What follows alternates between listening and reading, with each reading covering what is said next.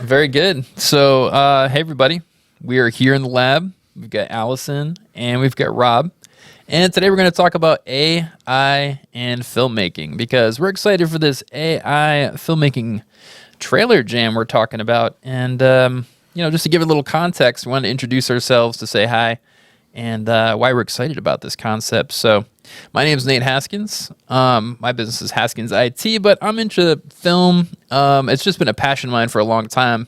Love watching movies, and we used to make movies just by cutting in the video. So with AI, we can take those stories and really just go right to the making of fun stuff. I'm excited about that, to get that story out there more so than get stuck in the technical details. But let me pass it to Rob. Yeah, my name is Robert Smith. I'm also into movies and really anything creative, music, audio. I like doing graphic communications, kind of graphic design, although I can't hold a candle to Allison here on that front. She's a natural, talented artist, and I'm not. I just kind of shortcut my way through creating stuff. To be honest with you, I use a lot of AI image generation to help me create logos or different graphics and all that stuff. But I am also really excited to talk about the AI Jam because this has been something we've been discussing for a little while now. And I guess here in a second we'll kind of get into what an AI Jam is and kind of explain where the concept kind of stem from. Absolutely. But I really hope that you guys find this video enlightening when it comes to AI and AI creation, image and video creation. So, well, I'll tell you what. Why don't we hear from Allison for a moment, who is a formerly trained artist and professional who's been in the industry for well over 10 years at this point. Why don't you tell us a little about your interest in making trailers and stuff? Hello, I'm Allison Haskins, and yeah, I've done art forever. Love art the best, and I love cartoons as well, so I'm excited to kind of try my hand at making some fun stories for, I love Molang and My Little Pony. I have a universe of Pink Sprinkle Magic. I love creative stuff, so I'm excited to see what we can do with the AI Jam. Yeah, I'm excited to see that too. Why don't we just address probably one of the elephants in the room for people, is making a trailer or really any kind of art out of AI stuff, is that legit? Are we getting together for blasphemy here, or are we doing something just kind of creative and fun to jam out? I think it depends who you ask on this. What's your opinion as an artist, Allison, about this whole AI stuff? I think it's just another way to express yourself. If we didn't have it, we wouldn't be making movies, probably. It'd be too much work, not enough time. But yeah, what do you think, Rob? I agree. I agree with both of your sentiments. I think it depends on who you ask. And I also think it's just another means of being creative. Another thing too, people look at AI and it's it's going to take jobs and everything like that. But I use AI in almost every facet of my normal everyday job.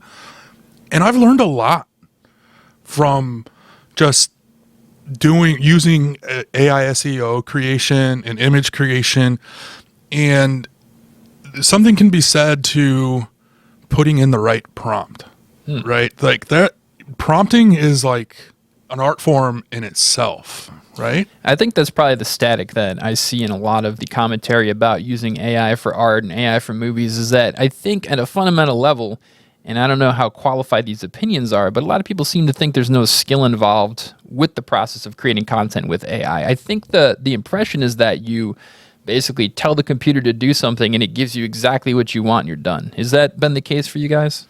No. No, it's not. It's not exactly what I want, but that's where prompting comes in, because I'll tell it, create me a white elephant in a grassy field with trees. And I have a vision in my head of what it looks like, and it is nothing what AI gives me. But if I go in and say, give me a white elephant in a grassy field with cypress trees in the background at sunset during golden hour at a 4.5 aspect ratio, and give me a lens flare on the right-hand side of the sun or whatever, then it starts to become, yes, that's maybe not exactly what I envisioned, but it's very close. So you're still going through this process of, you have a vision, like an artistic vision you're trying to make happen, whether that's you're using charcoal or using AI, and you're using this tool to help speed up that process more so than using it to outsource your creativity completely, right? Absolutely. Like Allison, you'd be the perfect person to ask on this. Like if you were to if you had a client come to you and say, I want X, Y, and Z, and they want it to be as professional and detailed as possible, how long would that take you to do? Oh, yeah, it depends on what it is, but it would take a long time. And usually if you ask AI something, you do get surprised in what it comes out. Yeah. It's kind of fun to see what it does. And then you definitely have to dial it in. And you still have to have good taste, too. I totally agree. Good taste, absolutely. And it's true for any of these tools. I remember when Photoshop first came out, you could do a lot of cool and powerful stuff with it, but unless you had taste and ability, the stuff that came out was just failure faster. It wasn't great. It wasn't good. And I feel like AI has that kind of potential too, where it does release a more polished V1 of whatever you put out with it, but it's not necessarily something you'd want to go to film with or publish. There's a refinement process involved. So we're just over 5 minutes now. I want to wrap this up because these are just little, basically bite-sized pieces we're doing. What are you excited about doing a trailer on for your AI Jam? Because the concept of this that we're trying to do is we're going to have like about a 2 to 3 hour block we're aiming for, where you create a trailer that's no more than a minute long.